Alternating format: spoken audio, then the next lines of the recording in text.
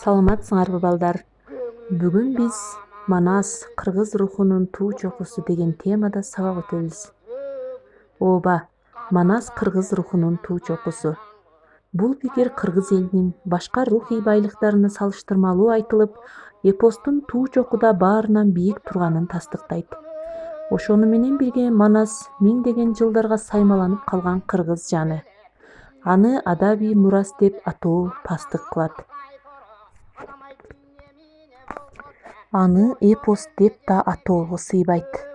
Тек гана адабий мурас, эпос делип атыгышы анын көркөмдүк турпатына, түрүнө байланышкан.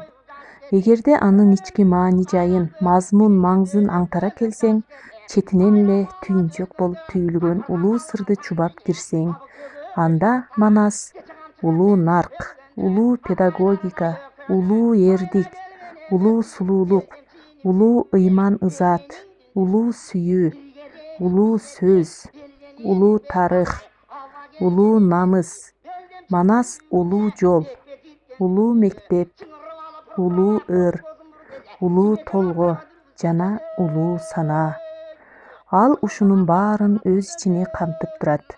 Ооба, Манас кыргыз элин жок болуп кетүүдөн сактаган, бар болуп жашоого үйрөткөн, кыйынчылыктарды жеңип чыгууга такшалткан улуу сабак. Мындай баа аша чапкандык, көтөрө чалгандык эмес. Манас бул байыркыны, кечээгини, бүгүнкүнү жана эртеңкини бириктире кармаган бүтүндүк. Ал мелтиреген мезгилдин жыл сүргүч касиетин күчсүздөндүрүп, убакыт, мейкиндик, материя, асман сыяктуу чалкып, башы кара, буту айры кишиден теңир деңгээлине чейин көтөрүлгөн, улам жашарып, түркүм түс менен кулпуруп, тыңдаган журттун таламына эш, максатына маш, керектөөсүнө бап, аракетине төп келген, ошентип өз урпагын ээрчип, жакасына жармашып, этегине эремешип кызмат кылган. Ошол кызматынын акыбети кайтып, кыргыз деген элди сактап, кылымдын кыйырына, урпактын учуна жеткирген улуу туунду. Мындай өйдө басса өбөк, ылдый түшсө жөлөк кылып алуучу рухий куралды, чыныгы күч-кубатты ойлоп табуунун, аны бардык учурда колдонуп, урунуп жүрүүнүн өзү кандай жаратмандык. Тике эле айтуу керек.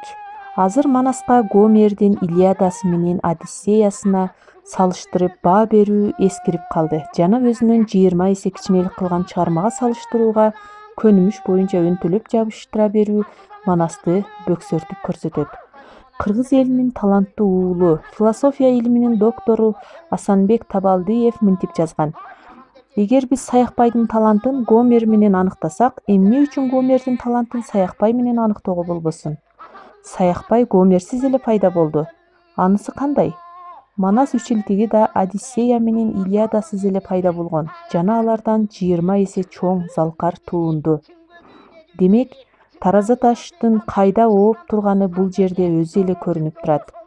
Экинчиден, эпостон энциклопедиялык мазмунду көрө билүү канчалык туура көрүнсө да, ал Манастын улуу сөз менен улуу эргүүдөн уюп бүткөн көркөм жанын туюндурууда чабалдык кылат. Анткени бул чыгарма жалаң маанилер топтомунан турган казына эмес. Манас энциклопедиясынын өзү да Манас боло албайт.